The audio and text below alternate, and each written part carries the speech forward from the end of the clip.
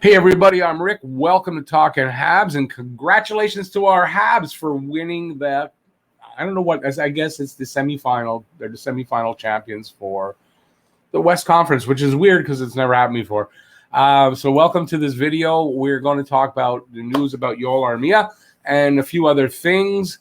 And we'll get right into that. Before we do, give a thumbs up if you like the video. Please subscribe, ring that notifications bell if you haven't already. If you're a Habs fan like me and want to see other Habs videos, subscribe, ring the notifications bell, get your daily fix of Blue, Blanc, Rouge right here at Talking Habs, and leave any comments you may have about anything that I say here in this video in the comment section. Let's get right into it. So the announcement came this morning from Marc Bergevin that Yoel Armia is on the COVID-19 protection list, or protocol list, again, for the second time this season for him. Now, that doesn't necessarily mean that he has COVID. It doesn't. There could be a lot of other things. Let's go through everything that we got here. So the announcement came. Marc Bergevin says Yoel Armia was not on the ice this morning due to the NHL's COVID protocol. There's also this article that that came out. Remember, this happened about an hour and a half ago. There's not a lot out there at the time I'm filming, so I'll give you what I can find. Montreal Canadiens winger Yoel Armia will not travel with the team to Tampa for the Stanley Cup final after entering the NHL's COVID-19 protocol. GM Marc Bergevin announced this on Sunday. This is Armia's second time in the COVID protocol. He was out of the Montreal lineup from March 22nd to April 10th after testing positive for a variant of the coronavirus. The Canadiens had 4 games postponed due to COVID around the same time. Ben Sherratt says it's not ideal. It's something we've kind of been dealing with all year with guys going out to the COVID protocol. Army's obviously an important player for us. It's just another case of adversity we'll have to deal with. Armia has been a key supporting player for the Canadiens in their underdog run in the playoffs. He has 8 points in 17 games, including 5 goals, while skating 14 minutes and 6 seconds on average. He's played primarily with veteran forwards Eric Staal and Corey Perry. Forward Jake Evans practiced in Armia's spot on Sunday, and he hasn't played since suffering a concussion June 2nd versus the Winnipeg Jets. So this is not good news. It's more adversity for Montreal. The good news here only is in Montreal's depth, and something that we haven't had really in a long time. But we have the depth to have a guy like Jake Evans step in. The only question for Jake Evans is just that he was out with a concussion, serious concussion, and he hasn't played since. So this will be his first action. But he's been cleared. He should be okay. The only problem for me is we won't know till he really takes a big hit in a game and see how that is, and then over the next day or two to see whether he has a return of the symptoms, because we saw this with Noah Juleson. I guess at the beginning of the year, the end of last, whatever, he tried to come back a few times, and it took him a while, and I think he still came back and played for Florida for a while, and he went out again, I think, with the same thing. So, but we do have depth, and we should be able to overcome this without a problem, hopefully. So this was said out there. The vaccines and he got 2 doses, do help you not to catch COVID at about a 90 to 95% rate, and it's 80% for the Delta variant. The vaccines do help you not to be hospitalized or die from COVID at about a 97% rate. As far as transmitting, if COVID positive while vaccinated, scientists know it's low, but not sure the percent. So in other words, he could have still caught COVID, even though he has been vaccinated twice. The Habs got their second doses on the 9th, I believe. And if you add the 14 days that you need for it to activate, that would make it the 23rd. We are on the 27th. So technically he's covered, but it depends when he got it. Could have got it before he was fully activated, and it takes a few days to come out. I mean, this is possible. Let's see. There are a few reasons Yoel Armia could have been placed in protocol. A symptom, a positive test, a close contact, which means he doesn't actually have it, but he was in contact with somebody, in close contact with somebody who did test positive. So all we know is that he's on the list and that he won't be on the team flight. We'll have to wait for an update, but it's too soon to say what his status for Game 1 is. So there's still a possibility that he'll play in Game 1. The only thing Bergevin confirmed was that he missed practice due to COVID protocol and that he won't be on the team flight later today.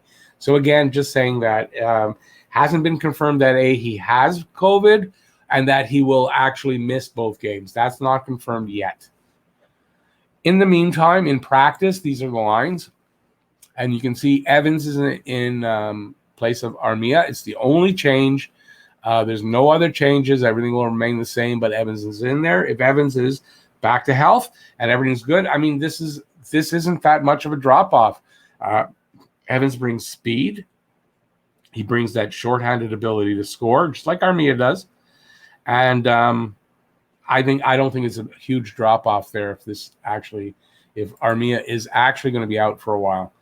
So I hope not, and I hope everything's going to be okay, and then he'll be released from the protocol, maybe later today or by tomorrow, and we'll know that in the coming hours to a couple of days. So if there's any update, obviously I'll update people on this, but I mean nothing yet, and we should hear something, like I said, in the next little while. About how the Habs are motivated. So John Liu put out. Okay, so the comment was from someone I follow. So was it Weber who said keep thinking of them like that, as in keep underestimating us? And the reason she made that comment, John Liu, who follows the team for TSN or Sportsnet, Habs Richardson says the team doesn't think of itself as an underdog. That attitude came from Ducharme. He instilled the culture that we belong here. We believe in ourselves and won't take no for an answer.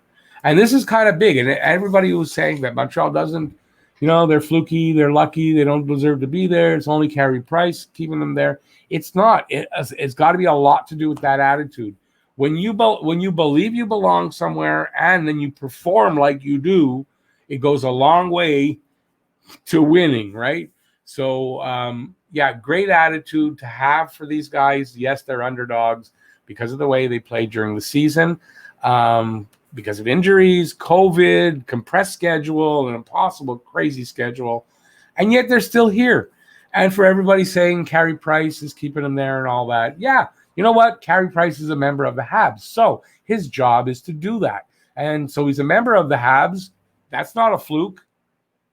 So we're doing they're doing what they're supposed to. It's the playoffs. It's a new season. The regular season is done. The winner of the regular season, gone. The winner of the Habs division, gone. So it's a new season. And yeah, Montreal deserves to be where they are. They've won because they deserve to win. There may have been a game or two where they weren't the best team and they won, but there was also a game or two where they were the best team and didn't win. So it evens out. So yeah, Montreal deserves to be there. And yeah, Carey Price is part of the Habs. So last I looked, he's been part of the Habs since 2005 or 2007, I think. So yeah, he's keeping us in it at times. But it's not just him. The team is playing like a team, like a five-man unit. They're playing for each other. They're playing for the guy on either side of them, in the front, in the back. And that is an attitude that can get you far. They got 4 lines they can roll. And between all 4 lines, they're going to produce something. It's not like an elite player. We don't have that elite goal scorer. But between all the 4 lines that you can roll regularly, yeah, they're doing the job. And I have a lot of confidence in them. I think they're capable of winning the series. I'm not saying they are going to definitely win the series, but I think they're capable of it. And that attitude goes a long way for that. All right, let's move on to a couple other things. I got this very interesting quote from Austin Matthews that didn't age well. And yes, I'm going to chirp on the Leafs a little bit because guess what? While we have the right, let's say while they don't have the right to chirp on us this year, yet they still do, we as Habs fans have the right to chirp on the Toronto Maple Leafs because of what happened. And that gives us the right at least till the end of next season to chirp on them until they win something. So this is a quote from Austin Matthews about what he thought about the North Division and the competition there. Honestly, it's pretty easy. We haven't had much of a test here, to tell you the truth. It's kind of boring, dominating the same teams each night. Hopefully, we'll be challenged come playoff time. And Mr. Austin Matthews, what did you do with that challenge? Because you were challenged come playoff time and you did nothing. Nothing with it. So, yeah, that's a really good quote. Maybe you shouldn't make quotes like that. Come back to bite you in the ass. All right, let's see what else I got here. I've got this interesting little film I made. It's basically just 4 pictures. And what it does is it shows a very weird incident that happened in the game, the 4-1 game against Vegas. I guess it was game 5 on the Nick Suzuki empty net goal. Tyler Toffoli against the boards tosses the puck up into the offensive zone, and Suzuki chases it and gets it and scores, right? That's what happened. In front of Toffoli, along the boards, there's a Vegas player standing there. He's not involved in the play. There's nobody around him, and nobody from the bench grabs him. And yet, watch what happens. All right.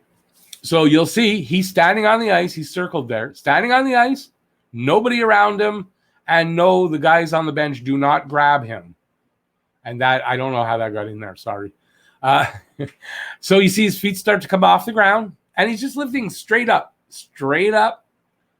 Feet are off the ground. And again, another shameless advertising. And then you see he's higher up, and he's now, it looks like he's sitting on the boards. But it happens really fast, so he doesn't just sit there. And then he's falling into the boards, and he just does that. He falls right into the bench, lifts straight up into the air, and back into the bench. Nobody grabs him. He doesn't seem to leap, and there's no reason for him to have to get out of the way. There's nobody around him. It is the oddest thing.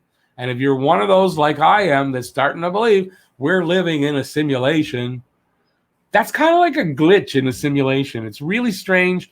I suggest if you want to see that, because it's a lot better on video. I cannot show it here on video because the NHL won't allow that. But if you go to the game on NHL.com, the box score, well, not the, where they break down the game after the game happens, and they list all the scores, the goal scorers, and you can press the little button and it'll show you the goal.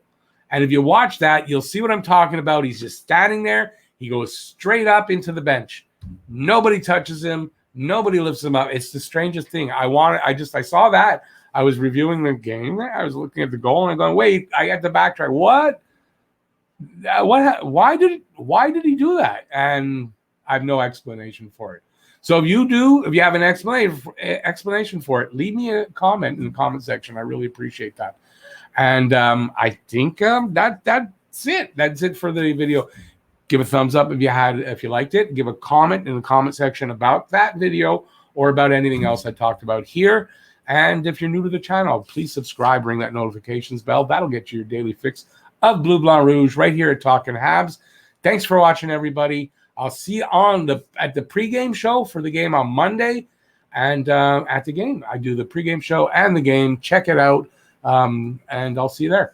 Thanks for watching. Peace out. Stay safe out there. Bye, everybody. Enjoy the game. Go Habs, go!